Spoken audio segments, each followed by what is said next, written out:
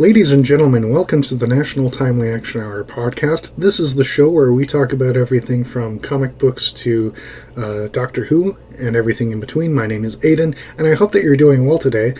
This is Season 3, Episode 13, My Favorite TARDIS Teams from Doctor Who. Now, with the show as long-running as Doctor Who, there are many changes in the cast, and a lot of changes in the dynamics between the characters, and because of that, there are a lot of opportunities for these characters to have fun and meaningful interactions, and some not so fun. But today I wanted to focus on the dynamics that I think are the strongest, and that is why we are doing this episode.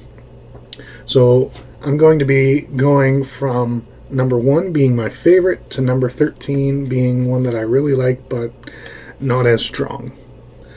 So with that being said, let's get started. So at number 1, my favorite TARDIS team of all time is the original. So that is the First Doctor, his granddaughter Susan, and her teachers Ian and Barbara. So the reason why I decided to go with the original TARDIS team is A, because it is so iconic, B, because having watched the show, I think that it is a very strong point for these actors who had very strong chemistry to have been bouncing off each other with the well-written dialogue that they were given and the great direction that they were given. And because of all of those factors, I just think it's fantastic. Then at number 2, we have the Fourth Doctor and Sarah Jane Smith. Now, this is in particular one of my favorite pairings in the show of all time, because the Fourth Doctor and Sarah Jane, played by Tom Baker and Elizabeth Sladen, had phenomenal chemistry, and they were good friends off-screen as well as on-screen, and you can see a romantic subplot that wasn't very played up much in the show, but that came more so later when Sarah Jane returned later on, but you can tell that there is a deep affection and a strong bond of trust and camaraderie between the two. That's why I love them so much. And with the third slot, we have the Second Doctor, James McCrimmon, and Victoria Waterfield. Now, again, having gone back and watched the earlier seasons, I think that Jamie and Victoria had a strong bond, especially since they saved Victoria from being captured in her first appearance, and they felt a strong need to protect her henceforth. And she learns how to be more independent, and she learns how to be brave because of her friendship with them.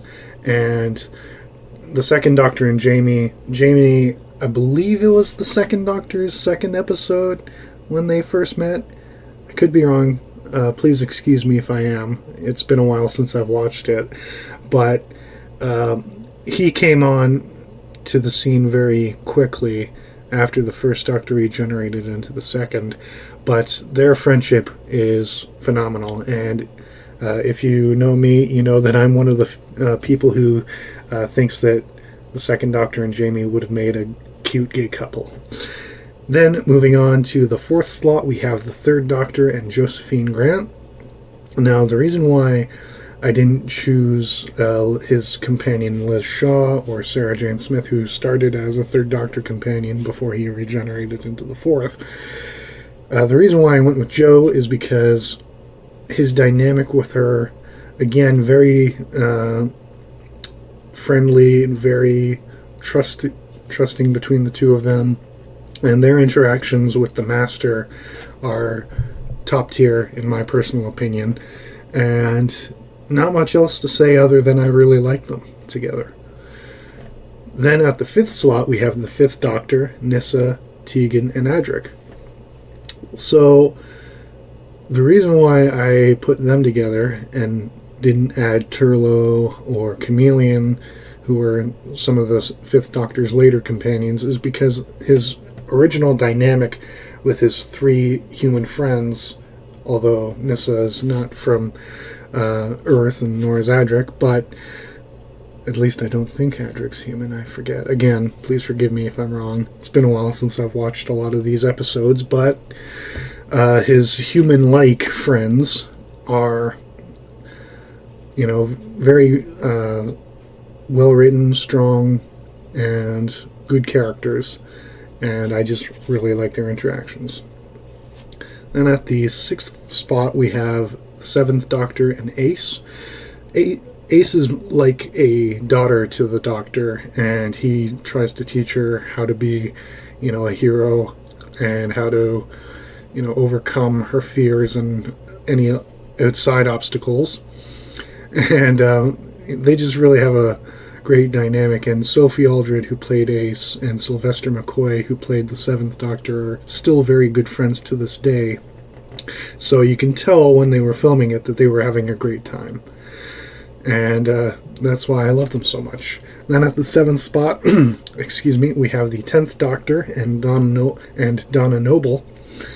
Now, they are just comedy gold, 10 and Donna, because, their bickering and their interactions are just so fun.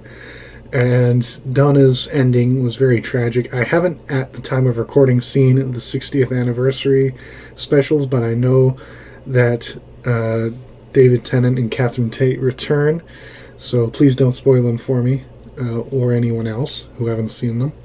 But her ending was so tragic and so beautifully written and performed by everyone. It broke my heart as a child to see that. But yeah, so really, really enjoyed them. And for the 8th slot, we have the 6th Doctor and Perry Brown. Now, the 6th Doctor, on his time on TV, didn't get a lot of love, and he was sabotaged by the producers. But since then, in subsequent TV appearances and in the audiobooks, Colin Baker is given new life and a second chance, and he definitely delivers. So that definitely adds to his charm for me. But purely going off of the TV appearances of him back in the 1980s, I still liked him, but, when the producers are sabotaging him, it doesn't really help. But I really liked his chemistry with Nicola Bryant on the show, and they were great together. And again, you can see a loving relationship there, although it's not overtly written on the page, but you can tell that through subtext that they do really care about each other. Then for the 9th slot, we have the 11th Doctor, Amy, Rory, and River. Now, I put them all together because they are one big family unit, and I really like them. And, their chemistry, their writing, their directing, it's all top-notch in my opinion. And that's why I have them in such high esteem. Then for the 10th slot, we have the 9th Doctor, Rose, and Jack. Now, if we're going purely on TV appearances, they weren't a TARDIS team for too long. However, if we do factor in the expanded universe, such as the comic books, then they had a lot more adventures together. And I haven't read all of them, but you can see how it would definitely develop their relationship further. And if we just went with the 9th Doctor and Rose, it would be a lot tighter and it would be a lot higher on the list. But I decided to give Jack a break, and I just really liked their interactions. And they worked very well together. Then at the 11th spot, we have the 12th Doctor and Clara.